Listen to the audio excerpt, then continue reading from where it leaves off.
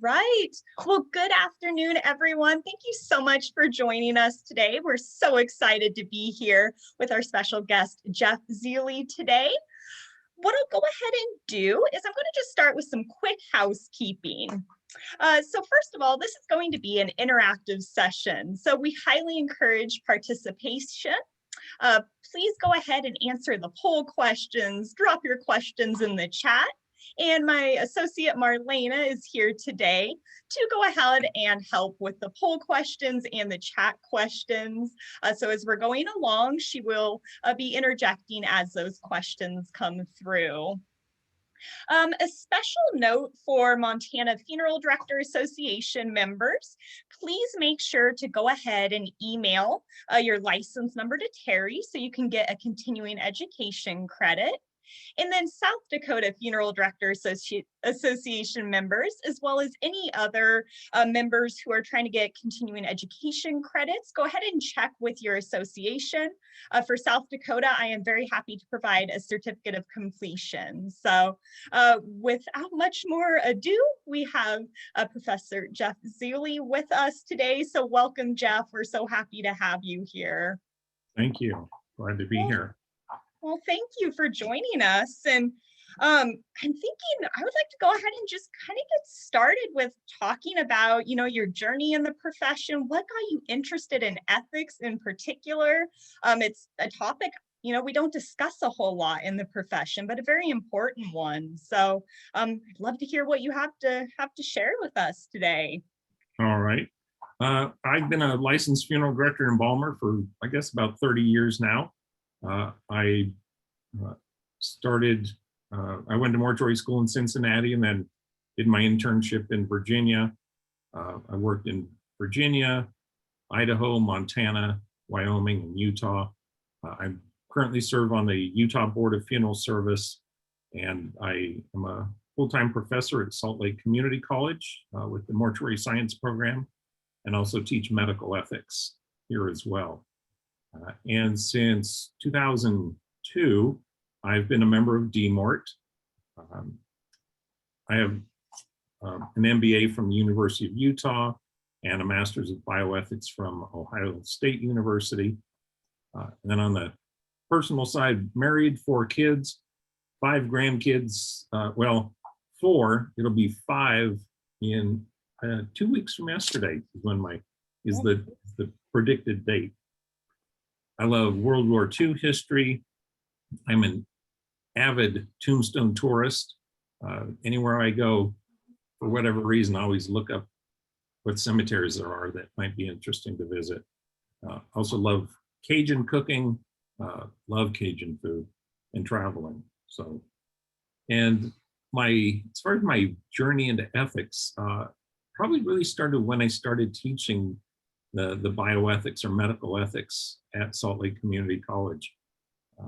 Although before that, I had taught the mortuary law and ethics course in the program. And so that was probably the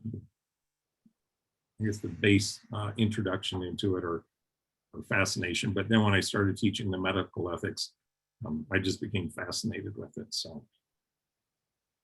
Absolutely. And is that a tombstone I see in the back of your picture there? Yeah, this is a little church cemetery in France, in the Normandy region, from when I went and visited there about 3 or 4 years ago.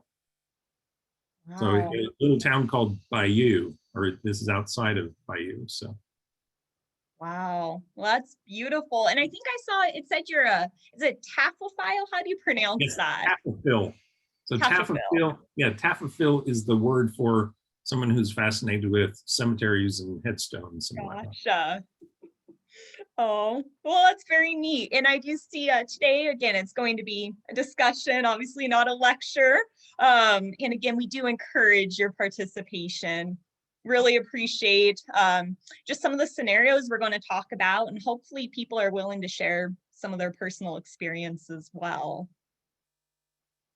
Well, that kind of brings us to our next section, if you will. But I believe that most funeral directors have probably faced ethical dilemmas over the course of their career. I mean, the ones I've talked to have, I'm sure the ones you've talked to have as well, Jeff. And what we'd like to do is do a very quick poll, just asking folks if they faced a dilemma that they know of, or that someone they know of has faced a dilemma. And if the answer is yes, if you would be comfortable sharing an example of what that looked like. So maybe we can have a little bit of discussion around that. So Marlena will go ahead and launch that poll for us right now, and we'll give you a couple of moments to look that over.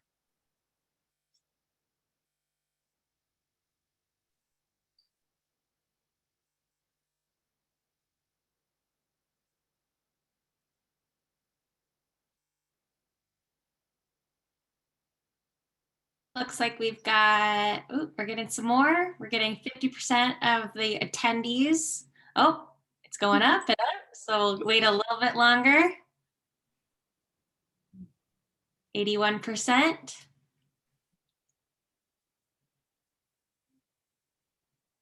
Just a little bit. We'll wait 15 more seconds. All right. Maybe some aren't sure if they've experienced an ethical dilemma. That's true. Or unaware that the situation they faced was an ethical one. That is true. Well, they'll know by the end of our time together, maybe if they have faced one, or how to address that in the future. All right, I'm going to end it. Okay. Share the results. Wow. So it looks like 85% say yes and 15% are saying no. Interesting. Does that surprise you, Jeff, or does that seem pretty standard? Yeah, that's, I would expect that. I would expect at least 85%. Okay. Do you think closer to 100, but maybe some don't know it, or? Yeah, maybe the other two, maybe they're just very fortunate. But. True. All right, we'll go ahead and close that out. And are we seeing any examples, Marlena, of ethical dilemmas people have faced? I don't think anybody shared anything in the chat yet. Okay. Oh, but if maybe what I'll go ahead and do, during my time as a funeral director, I knew of a couple people who experienced some, one of which reusing temporary plastic urns. Their management instructed them that, hey, you got to reuse them. When someone's in it, take them out, reuse it. So I think that could kind of be an example of an ethical dilemma, perhaps. And maybe a bit more sad than that. I knew a funeral director who had taken care of a family, and the family requested that the dog be put down and buried with the loved one. So those are a couple I've seen, during my time as a funeral director. We've got a couple comments here. Okay. So one person had said, cremated remains of an animal were left in the bin. Employee accidentally swept human cremated remains on top.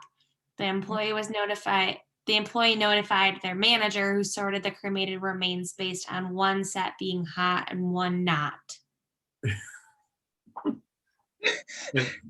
That's interesting, because unless it was done immediately, of course, the cold ones touching the hot ones, there's going to be some transfer of heat there. But the other thing that jumped out to me more was the fact that a human and an animal were cremated in the same retort, which maybe in that state it's legal. I know in Utah that is not legal. So that would be an ethical issue in and of itself. Interesting. Yeah, out here in Oregon, I know a lot of funeral homes do that, so I'm assuming it's legal. Quite a few I've talked to do. Yeah. And then another comment. So sorry. Go ahead. Another comment says they're too new to have not experienced it yet. Oh. Well, perfect. Well, thank you folks who gave us some insight. And I guess maybe what we can go ahead and do is just talk a little bit, about what ethics are, some examples of where situations are going to arise maybe. So Jeff, I'll kind of let you take over from here since you are our expert today. So thank you. Right. So ethics are basically the moral principles that guide our personal conduct and conducts of groups, because we each have our own personal ethics, things that we believe are right or wrong. And then we're also parts of many different groups. There's ethics within your family. There's ethics within your religion, within your society. And your society could be the United States. It could be the town that you live in. It could be, the school you go to, or where you work. So there are ethics within funeral service itself, but then there are also more specific ethical standards that vary from funeral home to funeral home. Again, the way something is expected to be done at one funeral home is not the same as another. In fact, a couple of days ago, we were talking in class as far as once you're at the graveside and the service is concluded, how long should the funeral director stay there? Is it okay to tell the family, hey, the folks right over there you see in the truck, they'll be over here as soon as you're finished. You're welcome to stay as long as you want. And if you want to go home, that's fine. When they see you leave, they'll come over, they'll lower the casket, close the grave. And then with that, is it okay for the funeral director to go ahead and leave? So it varies from that all the way to some funeral homes say, no, we stay at the cemetery until the casket's lowered, until the vault is closed, until the grave is filled and the flowers placed on top. So that can be an ethical issue right there is, well, how long are we responsible to care for that family or for that burial? So. But and when we talk a little bit about cultural ethics, it's interesting.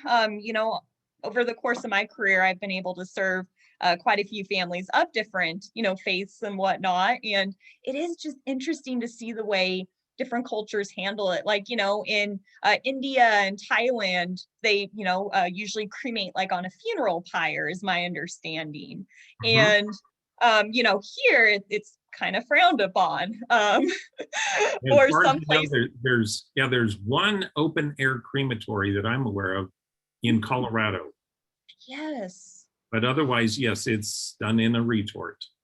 Yeah, or reusing graves. So a lot of places you have it for X amount of years, and then when your time's up, you're out and someone else is in. So yeah. Somebody had commented, I have found there's a variance on the knowledge base with funeral directors as to understanding their state's law on how the funeral director is required to stay at the cemetery. Oh, yeah. And not all state laws or funeral director, funeral service regulations even stipulate how long they should stay. But then, yes, just even that first part is true. Just because you're a licensed funeral director doesn't mean you know exactly what all your laws require you to do. As I've heard many stories or interpretations of the law. Definitely. Well, so this chart we have here, kind of talking about right versus wrong, comfort zone, discomfort zone. Is this something a funeral director could, use in their everyday life, if you will, or how do we look at this? Yeah, are they able to see that slide right now? I do believe so. Are we not seeing it on your end? Okay, yeah, we're hearing some yeses. So okay, yeah, perfect. Yeah, because for many of us, and again, whether it's personal, professional, or whatever other kind of ethics we're looking at, we're pretty sure that, okay, yeah, these things are perfectly fine to do, and These other things, definitely not. But often when it comes to ethics, there's a huge middle area that's that gray area, because we need more details, and because what may be ethical in one situation may not be ethical in another, because again, there's ethics are not black and white. Mhm. So that, so you have your comfort zone and the discomfort zone, and then you need to think about that. So, and I know in the ethics courses I teach, frequently students will say, they'll share their opinion, but then as they start talking amongst each other, then they'll relate, oh, I hadn't thought about that. And so, that causes that pondering to take place. Yeah, it is interesting. So I need to think about it zone, like you were talking about, that kind of gray area, and just trying to figure out, how do you know what the gray area is? Sometimes it's hard to even identify the gray area, to determine, is this okay? Am I just feeling this? How's everyone else feeling? Yeah, it's a tough part. And then, how do we know when we cross the line? That kind of goes along with it too. Like, how do you know when you're entering the dark zone, or if you're still in the gray zone? Is that something you could speak to a little? Sure. And so as I noted here, intent is often a big factor when we're trying to decide if something is ethical or not. Did you do X, Y, or Z with a good purpose? Why did you do it? Or anybody who has kids can relate to this, because your kid does something and you say, why did you do that? Because as a parent, we may think that was just the craziest thing. So if we take time to listen, well, this is what I was thinking. Like, okay, I understand, or, well, that's nice, but you failed to consider all the other factors. And when it comes to the law, often that's what happens is attorneys battle with that. It's like, well, what was the intent? And it's hard to prove intent, because there's no physical evidence of a thought process. So it makes it a little difficult. And then, if you'll click to the next one, because I think I have, So in Wyoming, and I know other states have laws similar to this, or at least regulations, or, as far as what is unprofessional conduct, and that's where probably there's more the ethics, is when we're talking about unprofessional as opposed to illegal or legal. Because if it's illegal, well, then obviously it's unethical to do it. But as far as unprofessional, so here, solicitation of human dead bodies by the licensee, etc., those working for them, whether the solicitation occurs after or while the death is impending, provided this shall not be deemed to prohibit general advertising. And then if you click that next one there. So giving gifts to nurses, no, go back one, there you go. Yeah, giving gifts to nurses, hospice workers, or the coroner, is that unethical? Or is it just, well, I do this to show my appreciation for them? Well, if that nurse gets a gift card to Amazon or whatever restaurant every time you happen to show up to make a removal, maybe it's not just a token of appreciation, because a subtle message is being sent there. Oh, yeah, if I refer this funeral home, I'm going to get that nice little gift card. So that's a nice little perk there. That's much different than, giving gifts during the holiday, or, once a year type of thing. So again, I think that's where people can also look at the intent. What's the intent of giving that gift? And that makes sense. I know, like, a lot of funeral homes really work to develop the relationship with hospice associations. So and it's important. Of course, it is important, but then you got to it's kind of maybe in that gray zone, like we've talked about. Like, yes, you want to have that relationship, but what is your intent behind it? Is it just to do good in the community, or is it because you're trying to get business? So yeah, that's a wonderful example. Okay, let's move on to that next slide. Yeah. Yeah. Oh, go ahead. Okay. You know, as funeral directors, we certainly know that what we do with bodies and parts is important. But why? Why does it matter? So maybe in the chat, we'll invite some people to share, why is it important what happens with bodies and parts? Yeah. We'll give them a couple moments to do Yeah, that. think about that. Yeah, I know because I've taught some of my students that pretty much since the dawn of time and throughout the world, humans have done something respectful with dead bodies. Mhm. As far as I know, no society or group just generally says, "Oh well, it's okay to just throw the body in the dumpster." We Mhm. don't send them out to the landfill. And so it's something interesting that, geez, nobody does that. Why don't they do it? Because Mhm. at a landfill, they'd still get buried. True. That made me think of the is it Tibetan sky burial though, where they send them to the top of the mountain. But again, I mean, it's yeah. Oh, sorry, Marilena, go ahead. Do we have some responses coming through? Yeah, so somebody had said families are putting their loved ones in our hands. They trust us to have a level of respect.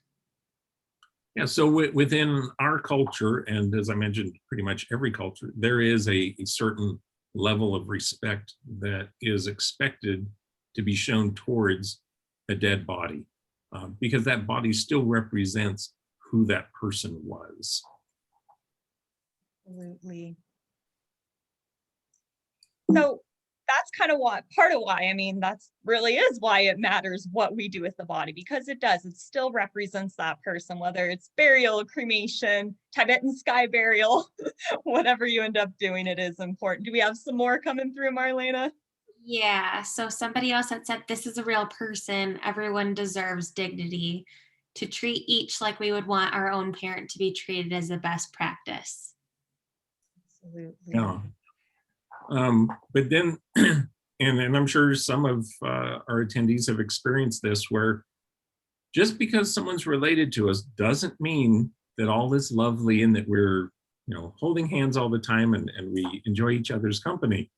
I remember when I first started in the funeral business up in Missoula, Montana, the manager told me about a time that he took care of the cremation of a lady. And when he asked the husband, excuse me, he said, "What would you like to do with the cremated remains?"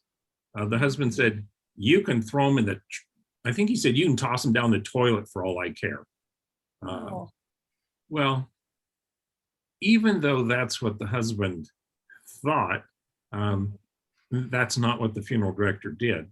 Um, so again, because, well, that is not an ethical option within our industry or even within our culture. So bad plumbing as well. Yes. We've got another, yeah, yeah, we've got another question. Somebody had asked, how long do you hold cremains? Yeah. So you almost have to, if you hold them, you almost have to hold them indefinitely. Excuse me, I'm going to take a little drink of water.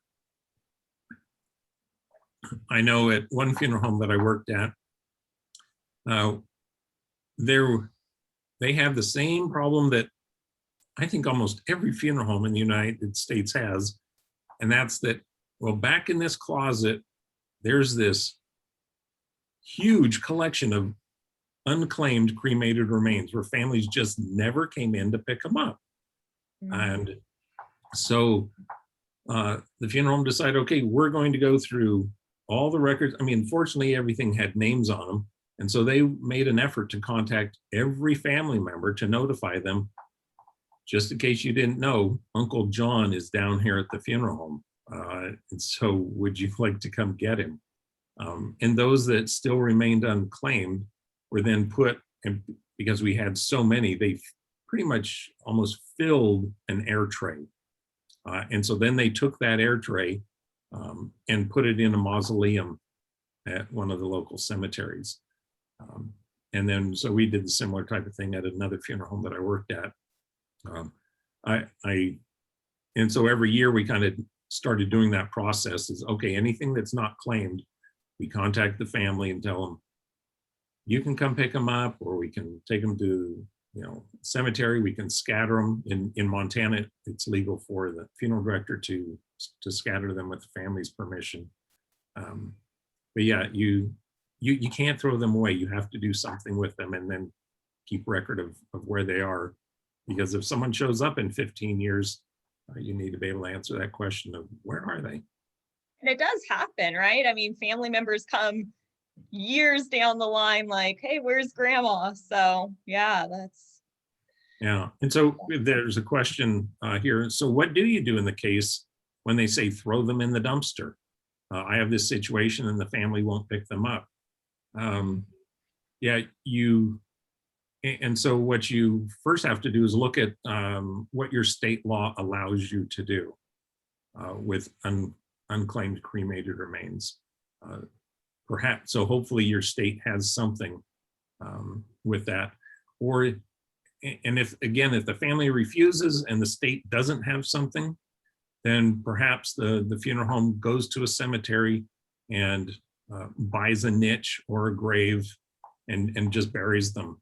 And that way, if the family ever changes their mind, they can be retrieved, but then they're disposed of in an ethical manner. And I know more and more funeral homes are adding verbiage on their cremation authorization forms that stipulate if you don't pick them up by X date, they will be mailed to this address. So that's one thing that can be done. Definitely. Well, that's a great suggestion, just making sure to have those best practices in place, which I think we'll talk about in just a little bit. So we've kind of talked about, what we do with bodies and parts that matters. This is one of my favorite parts of your presentation, the case of look what I just found. It's not my favorite if I was still the funeral director, but could we talk about this a little? This is very thought-provoking. Sure. So this is just a scenario I made up. Imagine, you're having a visitation, and during the visitation, someone wanders back into the prep room, one of the employees, or maybe it's you, and you notice a small biohazard bag. And you're like, well, what do we have here? And then you see, a tag on it or a label, and it has the name of the deceased who's being viewed. So perhaps like in this scenario, maybe the person had a partial autopsy and just the heart was removed. And then for whatever reason, during the preparation process, the bag got set to the side, but didn't get placed inside the cavity upon the conclusion of the embalming process. So if this happens before the funeral, like the night before, that's certainly different, or puts you in a different scenario than if you notice that during the funeral or when you get back from the cemetery. And so when you're faced with an ethical dilemma, one of the first things you do is say, okay, what are my options? Okay, do I just throw it away? Do I take it out to the retort and cremate it? Do I tuck it down underneath the bed of the casket? Or if it's the night before, after the visitation, do I bring the body back in the prep room, take them out of the casket, undress them, open the incision, place the viscera back inside, dress them again, put them back in the casket, take them back out into the visitation room? One certainly takes a lot longer than another. But a funeral director needs to ask themselves, well, what is the expected procedure? What is the standard of care within our industry? Well, it's that those organs should be placed back inside the body. So even though it may take another hour or two to fix things, maybe that's the right thing to do. However, that may not be an option if you're discovering this right when you get back from the cemetery. And then we face that, geez, what do I do? I don't want to tell the family, that'll upset them. Or I don't want to tell the family, they might sue me. And I don't, and that's not worth it. And it's going to upset them. Could cost me my job, it could cost me my business. But what's the right thing to do? And even if it's the night before or during, even if it's before the placement, it's like, do you tell the family? Do you not? Like, are you like, hey, I made this mistake, but I fixed it? Or you just keep quiet? Like, that's probably kind of that gray zone, right? Yeah. Now, I would, and this is my personal belief, if you discover this the night before the visitation and then you take care of everything, I don't feel there's an obligation to tell the family, oh, I forgot to do this, but I fixed it. Because you've done what's proper. Informing them that, oh, I made a mistake isn't necessary any more than it would be necessary, if while you were aspirating, you accidentally pushed the trocar too far and created another opening. You don't have to tell the family, hey, during part of the process, I messed up. You don't have to tell them that. So.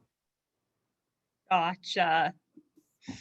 Well, that's great. If people want to maybe even drop in the chat what they think, what would they do after the burial or during the funeral? If anyone wants to share, we'll definitely share that. So feel free to. But let's also kind of look at my probably second favorite part, if you will. All right. Well, Michelle, before we do that, I just want to address a question Tammy asked. And she said, what are your thoughts on a funeral home requesting a deposit or retainer to be paid by the family until they come back to pick up the cremains? Then that money is given back to the family. Yeah, I've heard of that. I think that's perfectly acceptable. I know there are funeral homes that do that. And again, you can just tell the family, we require a $50 deposit because in case someone does, and maybe it's $200 or maybe it's $500, depending on what it is you're going to do if they don't come back. Because if you say, if no one comes to claim them, then we take them to the cemetery and bury them. And then the cost for that, for a plot and the opening and closing and an urn vault is X. Or we charge $50 because we're going to mail them to you. But if you come pick them up, then at that time we will issue you, a check for that amount. So yeah, Tammy, I think that's perfectly acceptable, in my opinion. That's a wonderful question. All right, so yeah, so on this next one, again, getting back to what we do with bodies and what's okay. Cutting a lock of hair. Yeah, I mean, that's been a practice for hundreds, if not thousands of years. And pretty much everybody is accepting of that. Putting cremated remains in jewelry. I'd be surprised if there's a funeral home in the country that doesn't offer that option anymore. But then another one, in fact, it's something that's being discussed amongst a number of funeral directors in Utah right now, is whether or not non-licensed personnel should be allowed to make funeral arrangements. Someone may be wonderful with families, a very competent, person as far as checking off the boxes, but they've not been, we don't know that they are fully aware of federal and state laws. Do they know that they have to give that GPL to the family? And do they know when they have to give that to them? Because should one of those secret shoppers from the FTC come in and that GPL isn't presented at the right time, it could mean a fine of $40,000. So, or families can just be misinformed. Again, just through the lack of education of that person making the arrangements. If a family comes in, you're talking about, well, okay, we're going to have the burial at such and such cemetery. And the family says, well, I know we have to buy a vault because that's required by law. Well, if the person making the arrangements is not informed, they may say, yeah, that's fine, and here's your options. Well, I've not heard of any laws that require a vault to be purchased. And something I kind of hammer into my students too is, even if the cemetery requires an outer burial container, you need to call it that. You can't say the cemetery requires a vault if they accept a grave liner. So We've got a comment. In England, any individual can set themselves up as a funeral director. A funeral director is not licensed. yeah, and I know, and so in Utah right now, really a license is only required to embalm, cremate, or sign a contract. So anyone else can make arrangements, work a funeral service, a graveside service. Yeah, it's perfectly legal. But yeah, the laws vary from state to state as far as who can do what. All Gotcha. right. And Yeah, yeah. go ahead and advance to that next one. So those things on the left, you generally are okay. But now if someone said, well, mom's going to get buried, but could you just snip off her big toe and put it in the jar for me to keep? Most people would just, oh, no, that's ghastly. I'm not going to do that. Well, why not? When my dad died and he was cremated, you put part of his body in a little container for me. And I'm asking you to do the same thing with my mother. So why isn't it okay to just her toe? No one's going to know, to just be, I just want to have that at home. You can pour some of that embalming fluid in there, and I'll keep that. Would any of our participants fulfill this request?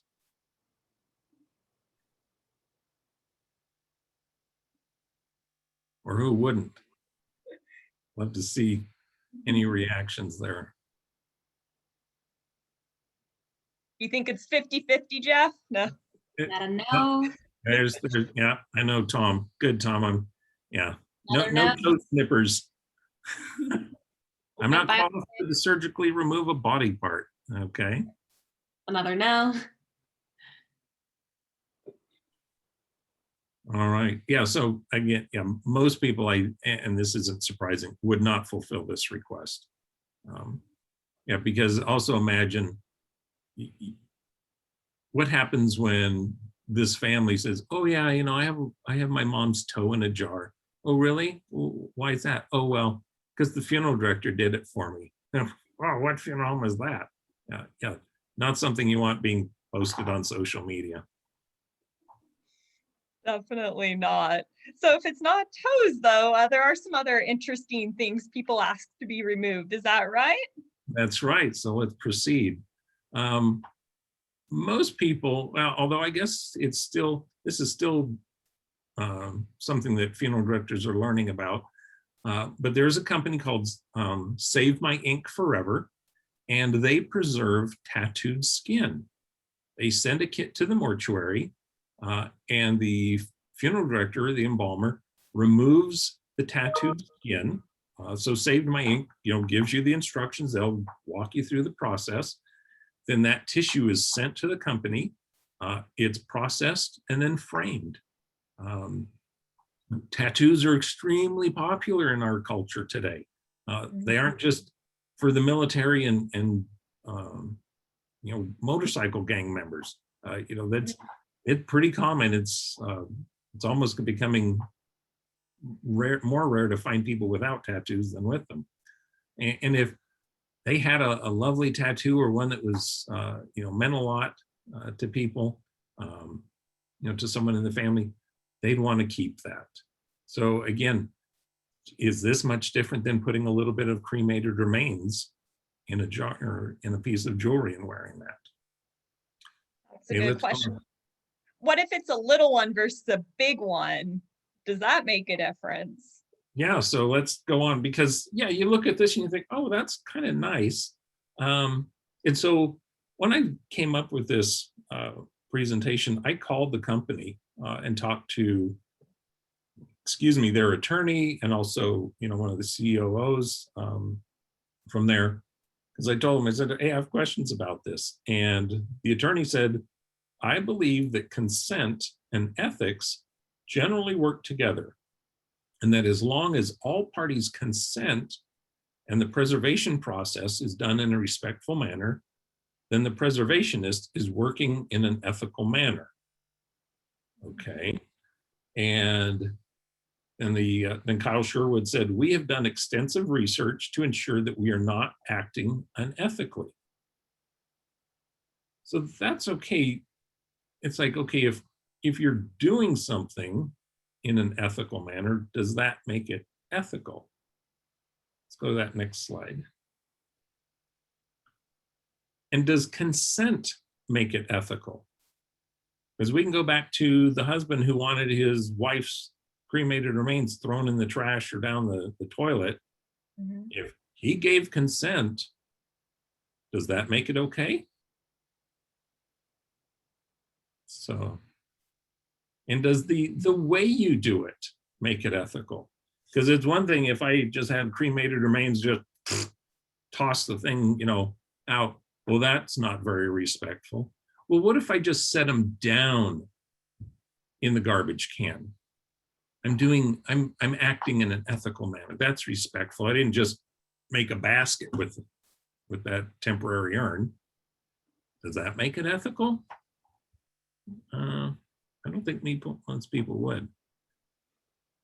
We've got a question. Yes. What ethical position would you take if the deceased has requested that the tattoo be preserved for his son, but his spouse says that is not to happen? So let's see if the deceased has requested. Let's see. Well, yeah, well, when it comes down to it, once the death occurs, the spouse is the one who has the legal right of disposition and is the one who gets to make decisions as far as what will and will not happen. So the spouse would have the final say. So legally, the funeral home would have to go with what the spouse wishes. It is, even if this is something the funeral home has done before and thinks is perfectly fine, yeah, if the spouse says, no, you're not going to cut off anything, you're going to do that. Then we have a comment. So in the state of Montana, you can authorize your disposition prior to death. Yeah, and I know there are, but that's usually with cremation, burial. It would be curious to see, because I'd be surprised if Montana has authorized specifically the removal of tissue as part of the disposition process. And then, yeah, the next point on the slide, just because it's legal doesn't mean it's ethical. Because there are many things that are legal, but people have their own ethical standards and they say, well, that may be legal, but I don't do that because it goes against my ethics. One example with that is abortion. If a doctor believes abortion is unethical, even though it's legal, he is not legally responsible or required to perform an abortion or something like that. Body modifications could be other examples there. What's our next? Oh, go ahead. Oh, no, I was going to say, I know we're nearing the end of our time together. We definitely want to cover the next slide. And then if anyone has any kind of last minute questions, so we're make sure we're respecting everyone's time, please go ahead and drop those in the chat, but we'll go ahead and show this next slide. Okay. Yeah, so when it comes to Save My Ink, they've even drawn a line because they said, well, we won't preserve facial tattoos or genital tattoos. We don't like the idea of the face being displayed. And well, for the genitals, I think it's the reason's obvious why we say no to that. Go on to the next one. Yeah, again, because you go back, geez, well, if there's consent, if the family gave consent, but even this company says, well, no, we're not willing to cross that line. And then this is a picture of one of the tattoos, or obviously multiple tattoos, they preserved. So it was one thing to see that the nice little rose in the picture, but this is the entire back and arms of the individual. And so I know, as I've given this presentation to other people, they've looked and said, well, yeah, the rose, that looks nice. But when they see this, like, okay, that's going too far. Well, yeah, again, how do you draw the line? Definitely. This might be something that falls into the gray area if it's Okay. legal, but it It's does seem legal, quite extreme. but it is.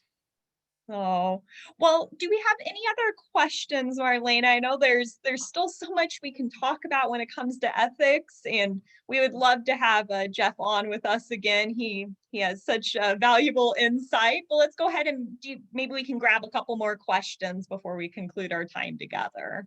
Sure. Well- It looks like we do have a comment and then a question so far. So I will read the comment. We had a spouse come in and remove her husband's gold fillings. She didn't ask us. She just asked to see him one more time. And when we left the room, she took pliers out of her purse and pulled his teeth. We didn't consider it ethical, but it was probably her right from a legal standpoint. Therefore, legal does not equal ethical. Yeah. And then Stephen, again, just because we are out of time there, is there a way a funeral home or cemeteries can prepare to deal with ethical gray areas? And do we have time, Michelle, to just maybe zip down to, I think it's number 18, making ethical decisions? Of course. So, All right.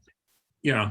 And so maybe take a screenshot of this, or I think also Michelle will, at the end, if share the last slide that has my email address. But these are things to do, is kind of think out, geez, what are some potential scenarios that might face us? Because first we have to look at the problem and come up with our options and potential solutions.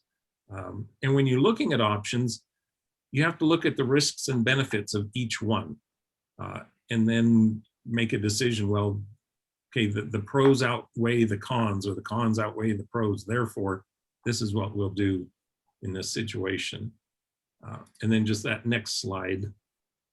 Also, and this comes from the Ethics Resource Center, the PLUS decision making model. So is it consistent with our policies? Is it legal? Do these conform to the universal principles or values that our company has adopted? And does it satisfy my own sense of what I believe is right or wrong? So those are some things that you can do. And yeah, because certainly it's better to think ahead and try and prepare yourself. Of course, it's impossible to be prepared for every type of scenario. I learned years ago to never say, well, now I've heard it all, or now I've seen it all, because the sun will rise tomorrow and shed light on yet something else that's new. Oh, that's the truth. And as the profession continues to evolve, I'm sure ethics and dilemmas we're faced with will also continue to present themselves. So, well, everyone, thank you so much for joining us. These have been wonderful questions. We've been so honored to have Jeff with us today. If you have any questions, we do have his email address here. So I'd highly encourage you to reach out to him. He's a wonderful resource. If you don't have time to grab his email before we conclude, you can always reach out to me and I will share this with you as well. But with that, I think we will go ahead and wrap it up. Again, Jeff, thank you so much for your time today. Thank you. And thank you, everybody, for attending. Yes, thank you, everyone. Well, take care. And we will see you for next month's In Conversation With. Thanks again, everyone.